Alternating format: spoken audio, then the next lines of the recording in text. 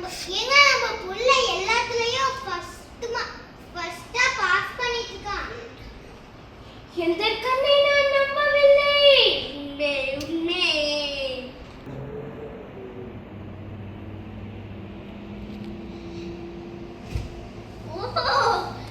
கண்ணாவா?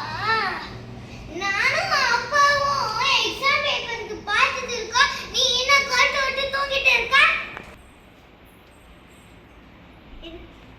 என்ன தம்பி 8 7 6 கவுண்ட் ஆனா எடுத்துக்க.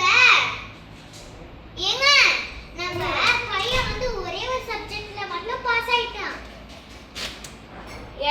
ஏடி அது வந்து டோட்டல் 35. இப்ப நம்ம பிள்ளைக்கு 5